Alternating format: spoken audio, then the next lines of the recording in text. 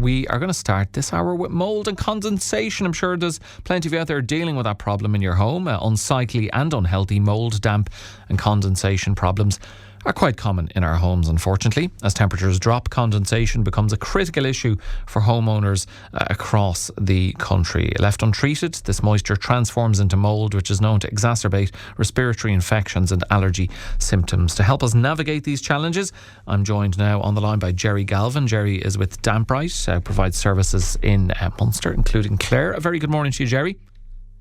Good morning, Alan. How are you? I'm very well. Thanks for joining us, and keen to find out more about this because, as I've touched on, so many people deal with the issues of mould and condensation in their home. And as temperatures drop, Jerry, many more people noticing more condensation in their homes. Why does it become such a problem at this time of year? Well, you're exactly right. It's as the temperatures drop. It's very much a winter problem. As soon as the temperatures drop, the building fabric cools down and the walls get colder, and any humidity then created internally condenses on those areas. It peaks in particular parts of a house. The areas most affected really are the colder rooms, which would be corner rooms with two external walls, but rooms in particular that get very little sun tend to be colder and suffer most. And people are often surprised if I get a call over the phone and I say, "Is it the room that doesn't get the sun?" They're kind of surprised that I can come up with that without even seeing the place, but it's that predictable. It's not that you've magic powers, you know what you're talking about. Yeah. And I suppose, Jerry, look, people often confuse condensation, damp and mould. Can you just take us briefly through the differences and why it's important to somebody to identify the right issue? Well, mould is really a condensation mould. It's as a result of the occurrence of condensation. It's often confused with rising dampness when it occurs at the bottom of the wall, but the mould is a clear indication that it's condensation, and anything that washes away from the surface of the wall with any kind of a moldicide is purely condensation, which is a superficial dampness. It's basically humidity meeting a cold wall and condensing. If a wall surface goes below 14 or 15 degrees, it will condense. It's like the window of the car. As soon as it's cold and there's humidity, it just turns into moisture. I suppose there are a few things as well that everybody is an expert on dampness, and the first advice people will get is that you're not opening the windows, and that can actually have the opposite effect.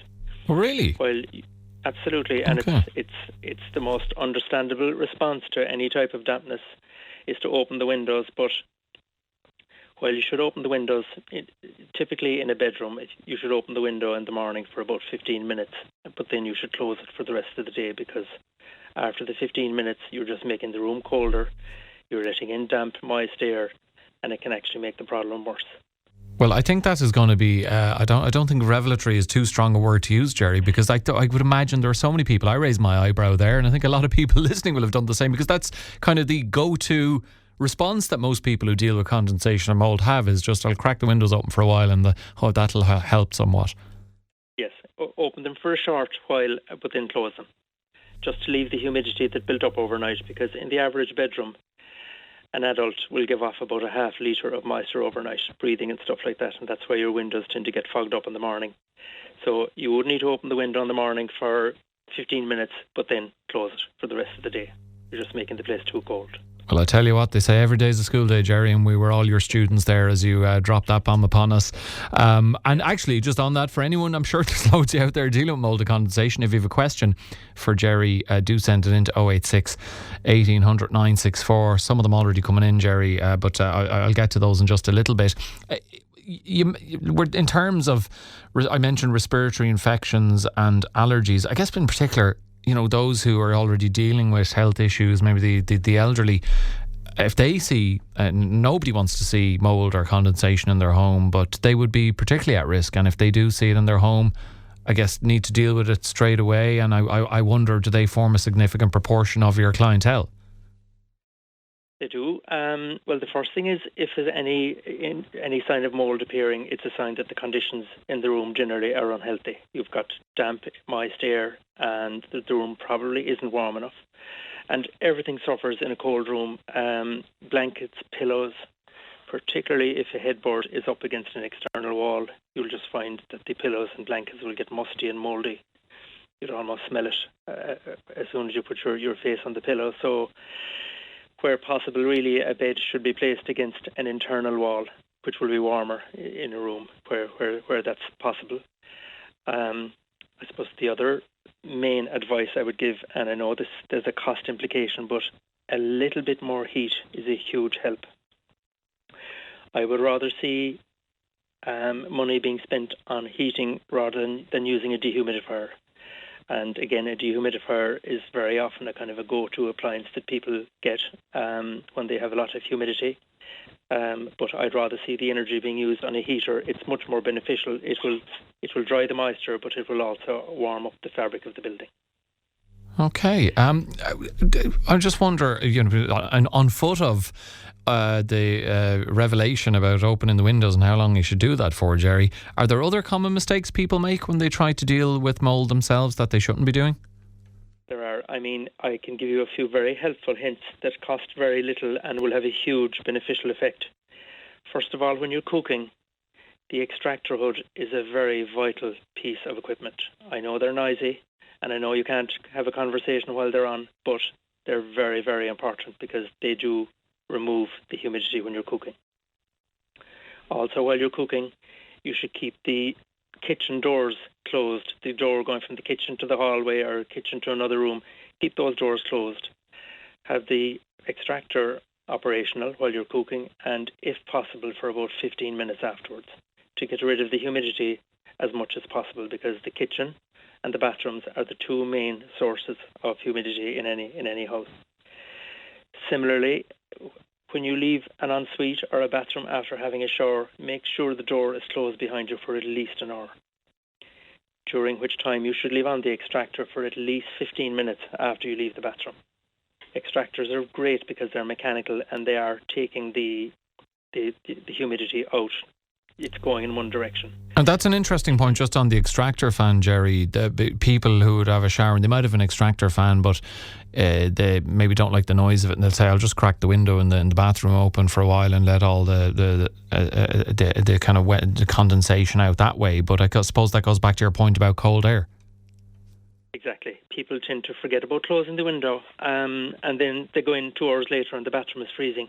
And the other problem is that if you open the window in the bathroom or the kitchen to let out humidity, if the wind is blowing towards that window, it'll actually blow the humidity around the house inwards. So opening the windows is not as effective as extractors. I know they're noisy, but they are really working, and if you can convince yourself that it's a very good measure, you will accept that little bit of noise. Okay. Any other common mistakes that you feel are worth highlighting? Well, if you're cooking, if you could have lids on saucepans. I mean, modern cooking is very rice and pasta and all that gives off an awful lot of humidity. So keeping lids on saucepans is very helpful if you could. Easy for me to talk. Let me think. Avoid putting damp clothes on radiators because, number one, it gives off humidity, but it also blocks the heat. When a radiator warms up, 80% of the heat rises up and disperses around the room. So if you've got something on top of the radiators, you're killing the heat dispersal as well as giving off humidity. And again, I mentioned avoid having furniture placed against external walls, particularly external corners. You'll often move a bed locker from an external corner of a room and find there's mould at the back of it. I suppose another big problem is that clothing getting mouldy inside in wardrobes is a real problem, particularly in large fitted wardrobes that may have been fitted to an external wall. If you fit a wardrobe to an external wall, the wall behind it gets very cold because the heat can no longer get at it. That coldness is transferred into the wardrobe, and every time you open the door, humidity goes in, and the first thing you'll notice is that you'll get this white fur developing on the coldest items in the wardrobe, which will be leather goods, shoes, belts, wax jackets and stuff like that. So if you're having a problem with your wardrobe, opening the doors for as long as possible will let the heat in. But in extreme situations, we've had to insulate at the back of wardrobes, and in very extreme situations, we've actually had to take a loop off the nearest radiator and run it through the wardrobe and back out again, so that you've got a bit of heat getting in there, and it solves it. Okay, and you've touched on one of the ways in which you tackle these problems. Damprite specialises in remedial treatments. What type of other solutions do you typically provide for condensation and damp issues? Well, I think the best service we provide is going out to advise people, and I mean, every house is different because every house has a different aspect, and every situation is different because there'll be a different number of people living in the house. They will have different living habits. Some people will cook more than others. There'll be more humidity in a house that has a lot of young children because there's a lot more activity and cooking and washing. So every situation is different. So really, a visit to the house is a huge help, even though I do give advice over the phone quite a lot, like I'm giving to you now, you know. Yeah, and I guess it's important for people out there dealing with mould and condensation related issues to get professional assessment rather than relying on quick fixes or, as you say, dehumidifiers alone. Pretty much. And a point in fact there is that I was out with a lady during the week who had this strip of mould along the ceiling, the edges of the ceiling at the back of the house. And she had tried everything, and somebody had even come and stripped the slates because they thought it was leaks from outside, but it was actually just the insulation in this ceiling had not been extended out enough, and the last 18 inches was uninsulated, and there was cold air coming in the soffit vents, and the ceiling was going black purely because of coldness. I mean, we sorted that out in an hour, and we washed away the mould, and that will never again come back. So if you have patches of mould at the edge of your ceiling, there's a very strong chance that the insulation in the ceiling is not extending out far enough. And I guess, Jerry, this is of particular interest to us here in Clare because we have a lot of older housing stock, which I guess presents particular challenges when it comes to damp and mould. Absolutely. No, I suppose the coastal counties don't get as cold as the inland counties. I suppose one of the main areas that condensation affects are apartments. Ground floor apartments in particular suffer very badly because they often don't get sun. They're often shaded by high walls and high buildings. They're often heated by electricity, which isn't always effective and is considered very expensive. So I suppose half of my calls really would be to apartments for landlords and tenants who are very frustrated by this awful looking problem, you know. Okay. We have some questions coming in. If you don't mind, I'll put them to you. The first one comes from John in Ardnacrush, who says that in their bedroom they have mould growing on the wall. It's the back wall, and they suspect that it's because there's a lack of insulation in that wall.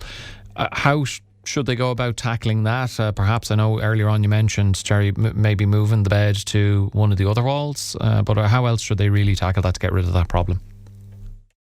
Yeah, if it's a persistent problem and if it's a very cold wall, insulation is the ultimate solution. Now, the best form of insulation, even though it's the most disruptive and the most expensive, is to actually insulate the wall internally by putting an insulated slab against the wall internally. Pumping a cavity is of very little benefit, so nothing beats putting an insulated slab on the internal wall. So if you have a cold bedroom, particularly if you're in a corner room with two external walls, it's a bit of a big job, particularly if there's a window or a radiator, because the radiator has to be taken off, the skirtings have to be taken off, the internal window board has to be taken off and a wider one put on, but that is the ultimate solution. It's much more effective, in my opinion, in a situation like this than external insulation. And what you can also do is that you can target specific rooms that are giving you trouble and do those without doing the whole house. But insulation is a huge benefit and the ultimate solution in many instances. Okay, one here from Anne in Milltown who says, my windows are a disaster. What do I need to do? Thanks for any advice. Now, windows are a real problem. You can kind of solve everything else, but glass is cold, and if there's any humidity in the room, it will fog up on the glass. One problem is that if you have a blind on the window and if the blind is very close to the glass and you pull down the blind, or if the curtain is very close to the glass and you pull the curtain, the glass tends to get very cold. Humidity will sneak in behind the curtain and condense on the glass, and you'll find that your glass is dripping or your window frames are dripping. PVC window frames are much warmer than the older aluminium ones. If you have older aluminium windows, they're an absolute disaster because the frames get extremely wet. And you'll end up having puddles of water on your window boards internally. So changing the windows really is the ultimate solution. And again, it's expensive, I know, but it's very hard to do anything else with windows. Well, changing them. The joys of live radio. Jerry Ann has followed up and is looking for a less expensive solution. She says, will a mould spray work? The mould grows on the ceiling, then above the window. A mould spray will work, and they're quite effective, but it's a temporary measure. I mean, you really need to tackle the causes, really. I suppose one other solution that we implement quite a bit, and it's very effective, if you have a particular cold room in the house, and every house has one, putting in a small electric radiator and setting it at a very low temperature is a huge help. If you could get a small electric radiator, not a convector heater, not a storage heater, but an electric radiator. And I know now, as soon as I mention electric, people kind of go pale with the fright of the running cost, but the trick is actually keeping it at a very low temperature, at about 18 degrees, and leaving it on. And setting it at 18 degrees, it's a huge benefit, and it will solve a problem on its own. Okay. It just stops the room from reaching the low temperatures at which condensation will happen, Martina has been in touch asking what causes mould on a new built extension. It happens at floor level, and she's wondering what can be done about it. I'm wondering at floor level. Well, mould is as a direct result of condensation. Mould is as much to do with coldness as dampness. Every house has humidity because we all cook and wash and everything else. So, and we live in a very humid climate. Even by opening the windows, you're letting in humidity. But it's usually a sign of coldness. If you're getting condensation down at a low level in a wall, no matter how modern it is, it's often occurring behind a piece of furniture where the heat can't get in, but the mould will get in. So it's often that simple. Okay. Question here from a listener saying, listening to you right now, I had mould. It was in the ceiling. It was the insulation, so it was cleaned up. I was told it wouldn't come back a year later, but it's back now as bad as ever. Oh, they sound pretty despondent. Yes. Well, no, again, the insulation, if you often go up in an attic and insulation is laid out, there really is more to laying out insulation. It's more than a DIY job. It needs to be done properly. For instance, if insulation is riding over wiring and there's a void underneath it, that's a localised area of ceiling that's not well insulated. Or again, if it's not extending out to the ceiling edges, or if it's missing in parts.